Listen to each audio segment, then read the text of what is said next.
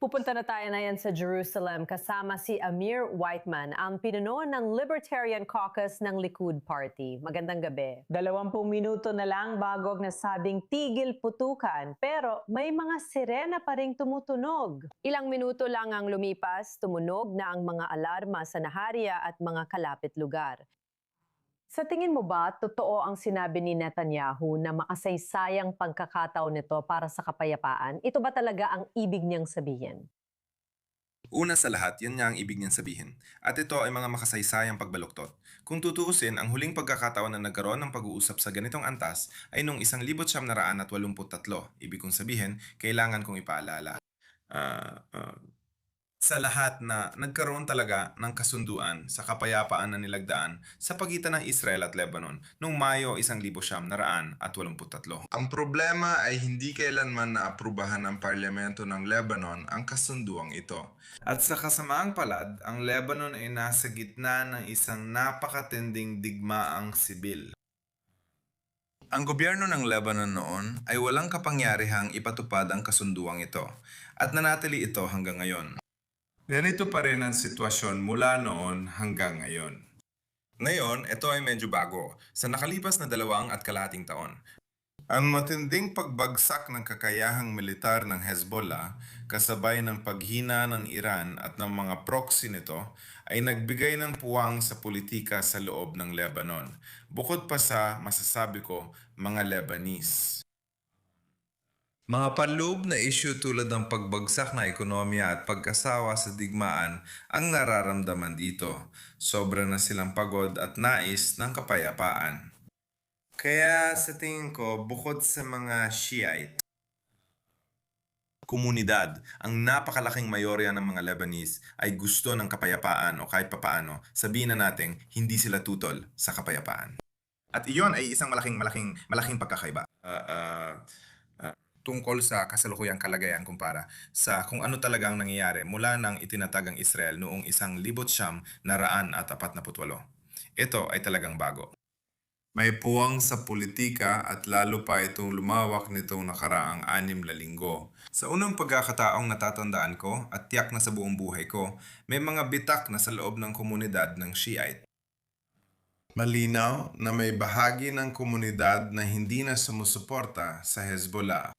At ang pagkawasak ng kanilang mga baryo, ng kanilang mga tirahan sa Timog Lebanon ng hukbong Israeli ay naging masasabi ko, hindi na nila kayang tiisin ang pagpapatuloy ng digmaang ito. At sa tingin ko, yon ay talagang bago. At ito ay may malaking kinalaman sa lakas militar ng Israel at sa mga taktikang ginamit na puro pagkawasak, sistematikong pagkawasak ng mga Shiite na baryo at bayan. At ang katotohanang nawawala na sa mga naninirahan ang lahat, pati buhay nila. At ang Hezbollah sa Iran ay wala ng pera ngayon para muling magtayo tulad ng ginawa nila pagkatapos ng digmaan noong 2006 ang ikalawang digmaang Lebanese noong 2006. Kaya sila ay bagsak na. Sa tingin ko, maganda yon. Pero kung tatanungin mo ako, sayang na ngayon lang nagkaroon ng tigil putukan. Sa tingin ko, mas maganda sana kung nadagdagan pa ng ilang linggo para mas mawasak ang Hezbollah. At gayon pa man, sa tingin ko, napakalaki ng mga nagawa ng Israel. Nakapatay na tayo ng mahigit 1,800 na terorista ng Hezbollah. Hindi pa kasama ang libo-libong nasugatan, kabilang na ang mga mataas na opisyal ng Hezbollah. Lalo pang humina ang kanilang lakas militar kumpara sa dati. Malaki rin ang nabawas sa kanilang kakayahang lumaban. Gusto kong ipaalala sa lahat na 11 o 12 sundalong Israeli lang ang napatay. Ibig kong sabihin bawat isa ay syempre isang trahedya para sa amin. Isa itong malaking trahedya. Gayunpaman, pinag-uusapan natin ang mahigit 150 teroristang Hezbollah, kada sundalong Israeli na napatay. Malaking bilang ito. Sobrang laki ng ratio na nagpapakitang nawala na sa Hezbollah ang dating kakayahan. Hindi na rin nila kayang magdulot ng malaking pinsala sa Israel. Bukod pa rito, kakaunti lang ang mga sibilyang napatay ng kanilang mga armas, ng kanilang mga pag-atakang terorista gamit ang mga rocket. Dahil dito, mahina sila at kitang-kita ito ng lahat. Ang pulong kasama sina Pangulong Joseph Aoun ng Lebanon at punong ministro Netanyahu ay napapakita ng pagod ng mga mamamayan at estado ng Lebanon sa digmaan at hangad nilang makamit ang kapayapaan. Ngayon, magiging napakahirap makamit ang kapayapaan hanggat nariyan pa ang rehimen ng Iran. Pero sa tingin ko, sulit pa ring subukan. At higit pa dyan, sa simpleng katotohanan na magkakaroon ng ganitong diplomatikong pag-unlad, sa tingin ko, ang pampulitikang espasyo sa loob ng Lebanon, ang pagiging lehitimo ng pagsasabi ng malakas na gusto namin ng kapayapaan, sawang-sawa na kami sa digmaan, ay malaki ang posibilidad na lalago sa loob mismo ng Lebanon, at ito ay napaka-positibo. Kaya ba perpekto ito? Hindi. Siguro mas mainam kung ipinagpatuloy pa ito ng ilang linggo, pero sa tingin ko, malaki na ang naabot ng Israel at di dapat maliitin yon. Mayroon ding bagong balita na sa huling alerto na pinag-usapan natin malapit sa Naharia, mayroong 8 nasugatan. Kahit na malaki na ang nagawang pagbuwag ng IDF sa Hezbollah, alam mo, malinaw na hindi pa nila tuluyang nagawa ito. Hindi mo kayang sirain lahat. Gusto kong magsalita at bahagyang punahin ang punong ministro at karamihan. Sa tingin ko, kailangan nating maging tapat at totoo sa publiko. Sa tingin ko, itong buong usapan tungkol sa ganap, absolutong, total na tagumpay kung saan wawasakin natin ang Hezbollah at kung ano-ano pa, ito ay... Superlatives. Yeah. Hindi pero mas malala pa doon. Hindi ito seryoso at lumilika ito ng mga inaasahan na hindi naman kayang tuparin sa totoong buhay. Sa tingin ko, dapat maging mas maingat ang punong ministro, mga politiko sa likod, kanan, gobyerno, lahat ng tao sa Israel at hukbong sandatahan sa mga salitang ginagamit nila. Hindi ito seryoso at nakakasama ito sa Israel dahil imbes na sabihin natin na makakamit natin ang ganap, lubos at buong tagumpay, dudurugin ang kalaban hanggang dulo, alam naman natin na hindi ito posible. Sa uli, malamang na kaya pa rin magpaputok ng Hezbollah dahil meron pa rin silang 10,000 rocket.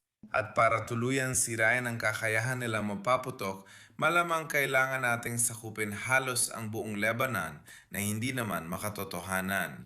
Kaya hindi natin kayang sa pamamagitan lang ng puwersa tuluyang gogin ng Hezbollah dahil ang Hezbollah ay nakaugat sa isang sosyologikal na realidad na ito ay ang publikong Shia, ang komunidad ng Shia sa Lebanon. Hanggat hindi natin napapaniwala ang komunidad na ito na hindi na nila dapat ipagpatuloy ang pakikipaglaban sa atin, mananatili pa rin ang banta na nagmumula roon.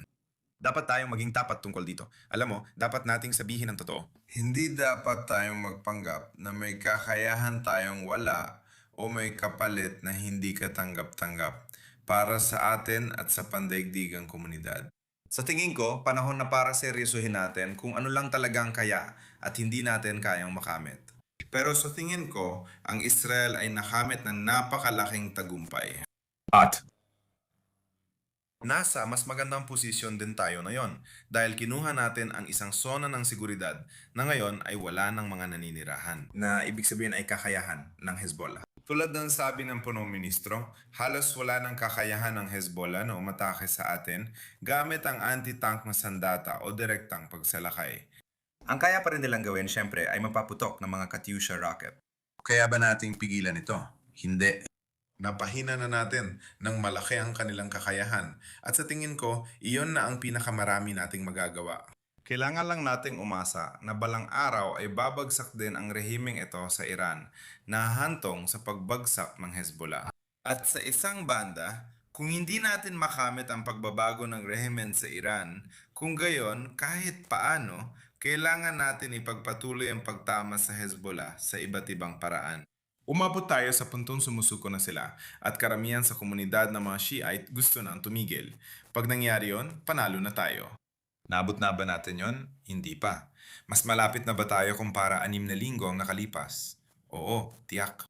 Sige, maraming salamat, Amir Whiteman, ang pinuno ng Libertarian Caucus ng Likud Party. Salamat sa pagsama sa amin.